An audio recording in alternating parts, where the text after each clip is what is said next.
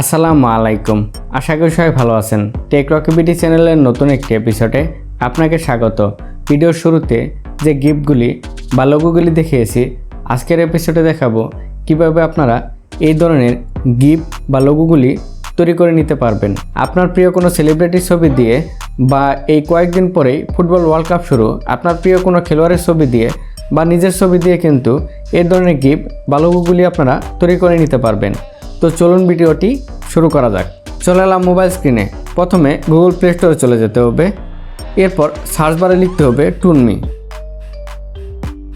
এরপর সার্চ করতে হবে।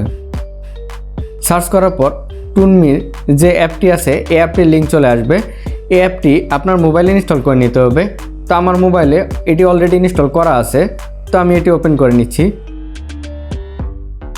ওপেন করে নেওয়ার পর এরকম একটি ইন্টারফেস চলে আসবে। এরপর আপনারা এই টপ নামে যে একটি অপশন আছে এটির উপর ক্লিক করবেন। ক্লিক করার পর স্ক্রল করে একটু নিচের দিকে আসতে হবে। নিচে আসার পর এই যে দেখতে পাচ্ছেন গিফটটি, এরপর এই গিফটটির উপর ক্লিক করতে হবে। ক্লিক করার পর আপনারা যে ছবি দিয়ে এই গিফটটি তৈরি করতে চান ওই ছবিটি ইনপুট করে নিতে হবে।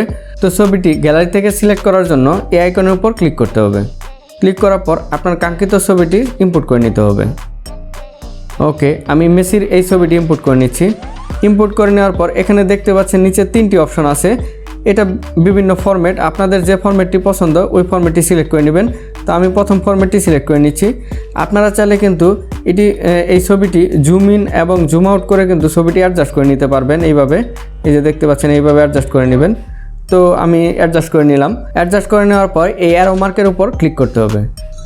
ক্লিক করার পর এখানে একটি অ্যাড চলে আসবে, আপনারা এই অ্যাডটি দেখে নেবেন।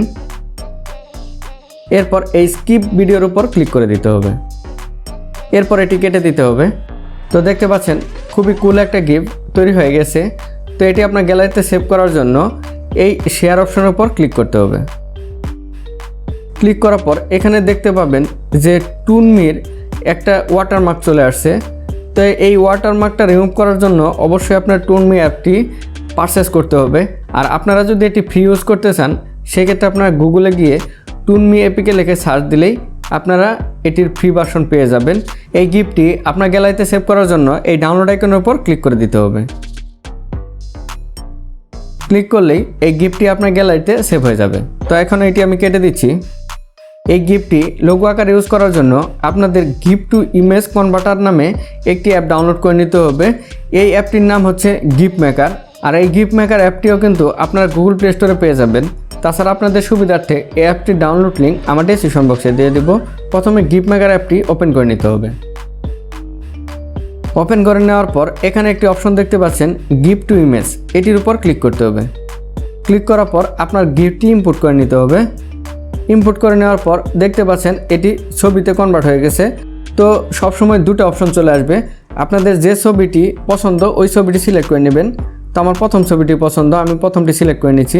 এই দুটো ছবির মধ্যে কিন্তু পার্থক্য আছে। প্রথম ছবিটা কিন্তু একটু ডার্ক এবং লাইট আছে, আর 2 নম্বর ছবিটা কিন্তু একটু লাইটের পরিমাণটা বেশি। তো আমি প্রথমটা সিলেক্ট করে নিলাম। এরপর ওকেতে ক্লিক করতে হবে। এরপর এখানে একটি অপশন চলে আসবে, আপনারা এই ছবিটি কী আকারে সেভ করতে চান, পিএনজি আকারে না জেপিজি আকারে। তো আমি এখানে পিএনজি আকারে সেভ করব। পিএনজি সিলেক্ট করা আছে। এরপর ওকেতে ক্লিক করলেই এই গিফটটি ইমেজ আকারে আপনার গ্যালারিতে সেভ হয়ে যাবে।